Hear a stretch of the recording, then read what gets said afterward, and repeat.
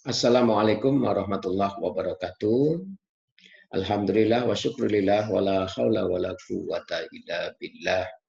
Asyhadu an la ilaha illallah wahdahu la syarikalah wa asyhadu anna Muhammadan abduhu wa rasuluhu la nabiyya ba'dah. Ma ba'du.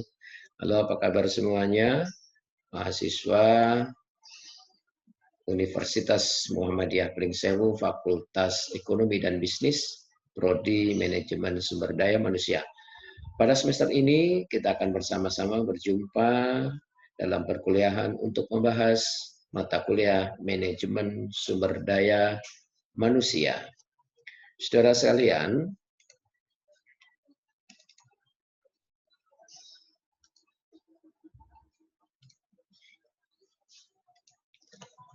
mata kuliah Manajemen Sumber Daya Manusia dengan kode MK 3013236 pada semester ini akan bersama-sama kita bahas.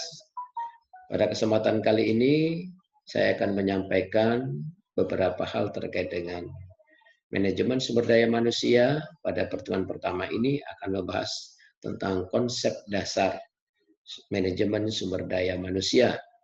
Namun mengingat pertemuan kita melalui daring sehingga keterbatasan waktu, sehingga saya akan menyampaikan secara sekilas dan tentu saudara-saudara akan lebih banyak nanti mengetahui, memahami, dan menguasai melalui referensi yang akan kami sarankan untuk dibaca.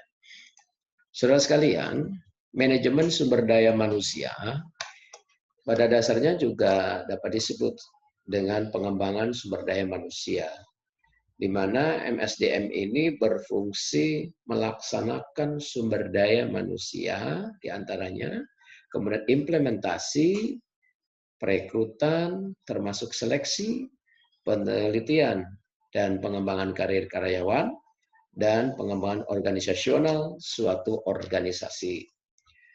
Dalam mata kuliah ini, konsekuensinya MSDM mencakup usaha-usaha untuk mengangkat kemajuan personal, kepuasan karyawan, dan mematuhi ketentuan-ketentuan yang berkaitan dengan ketenagakerjaan. Secara umum, setelah saudara-saudara mengikuti mata kuliah ini, diharapkan Anda dapat menjelaskan tentang konsep dasar manajemen sumber daya manusia, kemudian keunggulan kompetitifnya, analisis jabatan, penarikan atau rekrutmen, kompensasi, pengangkatan, dan pemutusan hubungan kerja, termasuk dalam hal ini K3, keselamatan dan kesehatan kerja. Dalam perbulan satu semester ini, saya sudah siapkan rencana pembelajaran semester untuk satu semester ini, dan beberapa hal yang perlu saudara ketahui, bahan kajian dalam perkuliahan semester 1 ini atau semester ganjil meliputi diantaranya penjelasan materi. Akan saya sampaikan online melalui link YouTube atau melalui media IT lainnya. Kemudian ada penugasan-penugasan dapat melalui lembar kerja mahasiswa atau LKM atau penugasan lain yang akan disampaikan oleh dosen pengampu. Kemudian juga ada kegiatan diskusi yang perlu Anda ikuti dan ada kegiatan evaluasi atau ujian berupa kuis, PTS, penilaian tengah semester, dan penilaian akhir semester atau ujian akhir semester. Saudara sekalian,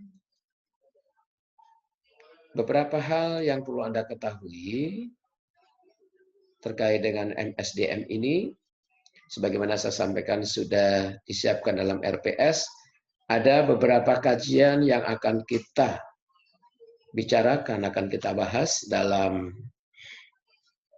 mata kuliah kita, diantaranya adalah konsep dasar sumber daya manusia atau human resource, kemudian sumber daya manusia global dan keunggulan kompetitif, kemudian nanti juga ada analisis jabatan, kemudian ada perencanaan pengangkatan dan pemutusan hubungan kerja.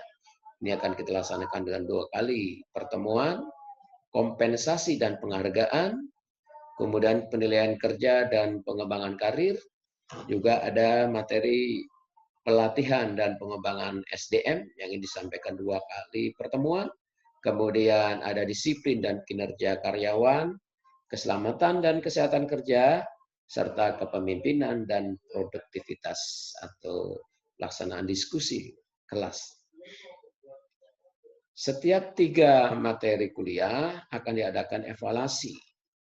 Yang pertama kuis 1, kemudian ada penilaian tengah semester, ada kuis 2, dan terakhir penilaian akhir semester. Saudara sekalian, di pertemuan awal ini tentu kita perlu sepakati beberapa hal terkait dengan aturan dalam perkuliahan ini, dan silakan nanti Anda dapat pelajari, baca dengan seksama apa yang tertuang dalam konsep kontrak belajar, kemudian Anda berikan masukan jika diperlukan, atau Anda akan menambahkan poin-poin tertentu jika diperlukan, dan ini akan didiskusikan oleh kelas secara terbuka dan menjadi kemufakatan yang pada akhirnya akan dilaksanakan oleh kita semua dalam perkuliahan ini.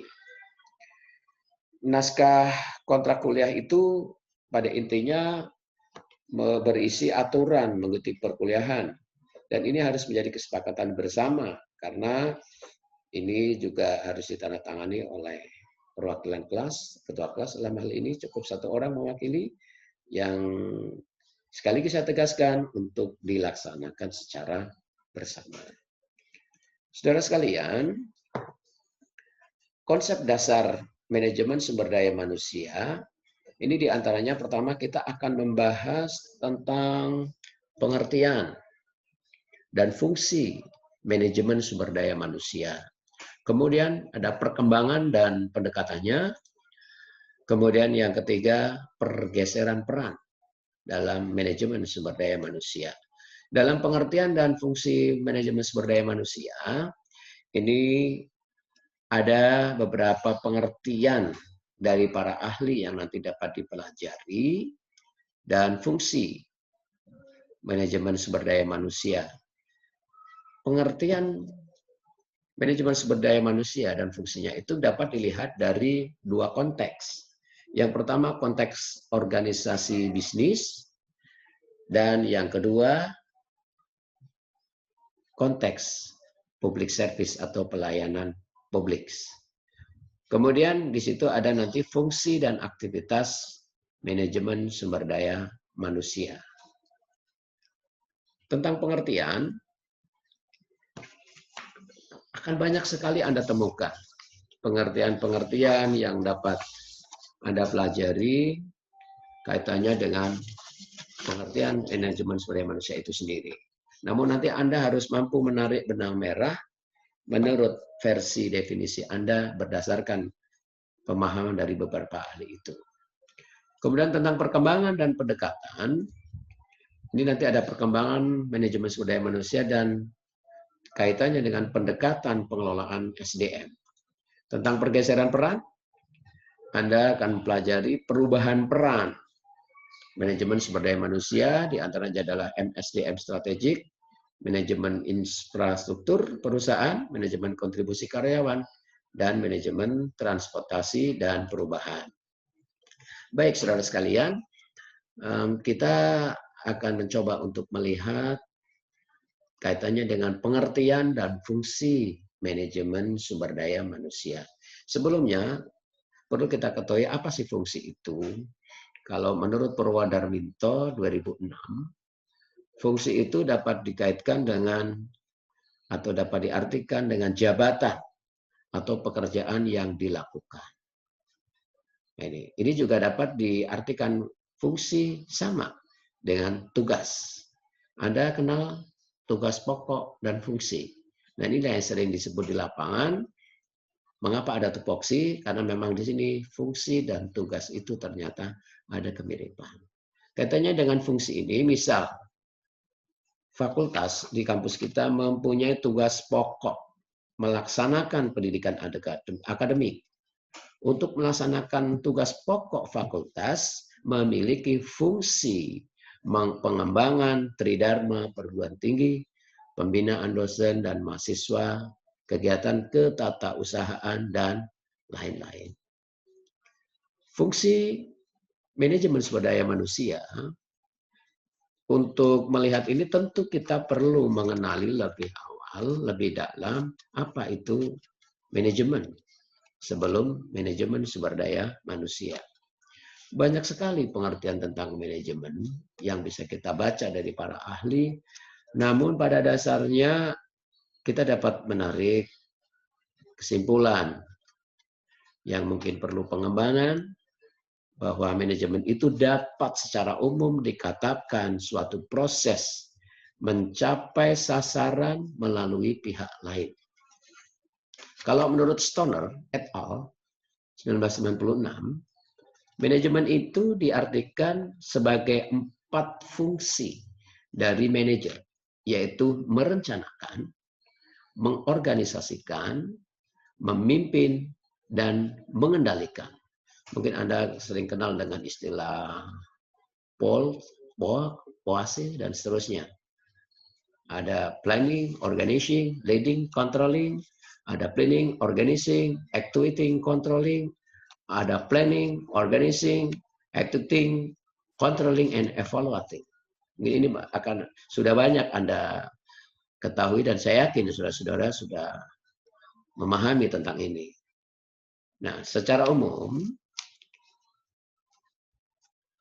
MSDM ini dapat diartikan dengan proses membuat perencanaan, mengorganisasikan, memimpin, dan mengendalikan. 4M yang tadi saya sampaikan: merencanakan, mengorganisasikan, memimpin, dan mengendalikan berbagai usaha dan sumber daya, termasuk sumber daya manusia, untuk mencapai sasaran dan tujuan organisasi. Untuk hal ini silakan Anda bisa pelajari banyak sekali dari para ahli yang membahas tentang ini, seperti Filippo 1991 dan lain-lain. Kemudian pengertian MSDM sebagaimana disampaikan tadi, ditinjau dari segi organisasi bisnis atau laba, ini merujuk pada kewenangan dan kepemimpinan, yakni dalam hal pengadaan tenaga kerja, pengembangan karyawan, pemberian kompensasi, pemeliharaan karyawan, dan pemutusan hubungan kerja. Dari sekian pengertian yang bisa Anda pelajari, bisa disimpulkan bahwa MSDM ini adalah proses 4M. Merencanakan, organisasikan, memimpin, dan mengendalikan seluruh kegiatan di atas berdasarkan ketentuan dan perundangan yang berlaku untuk capai sasaran baik individu karyawan, perusahaan, dan masyarakat. Silakan saudara pelajari pemahaman dari Mondi, Nu, Premax, Anthony, dan seterusnya. Sekarang dalam konteks pengertian pelayanan publik, MSDM itu menurut Berman et al. 2001 adalah seluruh keputusan yang mempengaruhi hubungan antara individu dengan organisasi. Sasaran psikologisnya dan produktivitas sangat urgen dalam hubungan individu dan organisasi tersebut. Dengan demikian, MSDM adalah usaha memperoleh dan memanfaatkan sumber daya manusia organisasi seefisien dan seefektif mungkin. Silakan kembali, saya anjurkan Anda lihat beberapa pendapat lainnya. Fungsi dan aktivitas MSDM. Yang pertama, prinsip-prinsip manajemen sumber daya manusia. Kemudian ada tujuan MSDM. Dan yang ketiga adalah fungsi MSDM. Prinsip-prinsip manajemen sumber daya manusia dalam organisasi bisnis, ini ada perbandingan antara organisasi bisnis dan organisasi pelayanan publik. Dapat Anda pelajari, ini sedikit perbedaannya. Kalau prinsip organisasi bisnis, pengelolaan SDM, 1, berorientasi pada layanan. Kedua, pengelolaan SDM memberikan kesempatan seluas-luasnya kepada karyawan untuk berperan secara aktif dalam pengelolaan perusahaan. Dan yang ketiga, mampu menumbuhkan jiwa entrepreneur dalam diri setiap individu. Kalau di pelayanan publik, ini lebih umum, lebih kepada publik, di antaranya adalah peran yang banyak atau mini roles dari pelayanan publik, dan seterusnya. Tujuan MSDM adalah secara khusus ini untuk memastikan bahwa organisasi mampu mencapai keberhasilan melalui manusia. Silakan Anda baca juga dari pengertian yang atau tujuan yang disampaikan oleh Ulrich dan Leck 1990. Tujuan khususnya itu pada intinya organisasi mendapatkan dan mempertahankan tenaga kerja yang cakap, mengembangkan sistem kerja dengan kinerja tinggi, mengembangkan praktek manajemen, ciptakan iklim yang produktif dan harmoni, serta mengembangkan lingkungan, memastikan orang dinilai dan dihargai atas kinerjanya. Fungsi manajemen sumber daya manusia meliputi berbagai aktivitas yang secara signifikan mempengaruhi keseluruhan area kerja suatu organisasi. Fungsi SDM Anda kenali betul, itu ada perencanaan, pengangkatan dan pemberhentian, pengupahan dan pemberian tunjangan, penilaian kerja, penghargaan dan pengembangan karir, kemudian pelatihan dan pengembangan, keselamatan dan kesehatan kerja, serta kepemimpinan dan produktivitas. Saudara sekalian, ada beberapa rujukan referensi yang saya anjurkan untuk Anda baca dalam mata kuliah SDM ini. Ini sebagaimana saya tayangkan pada kesempatan ini. Silakan dapat Anda pelajari, Anda temukan satu persatu, dan Anda tidak mungkin hanya akan mengandalkan hasil pertemuan secara daring ini yang dilaksanakan. Karena sangat terbatas waktunya. Maka saya sarankan Anda untuk memiliki buku-buku lain, buku-buku referensi yang berisi tentang manajemen sumber daya manusia. Saya kira di lapangan sangat banyak buku-buku ini, dan saya minta sekali lagi Anda untuk memiliki buku-buku ini, dan buku-bukunya isinya luar biasa, ini sangat bagus, mudah-mudahan dapat menambah wawasan keilmuan kita khususnya terkait dengan manajemen sumber daya manusia. Saudara sekalian, terima kasih. Pada kesempatan ini kita sudah berjumpa meskipun waktunya singkat. Sampai jumpa lagi di pertemuan yang berikutnya. Silakan Anda kunjungi di Google Classroom kita untuk mengerjakan beberapa tugas-tugas yang disampaikan. Dan silakan gunakan waktu dengan sebaik-baiknya, serta pahami, perhatikan tenggat waktu yang diberikan. Semoga berhasil. Salam untuk semuanya. Sampai jumpa lagi di pertemuan yang akan datang. Assalamualaikum warahmatullahi wabarakatuh.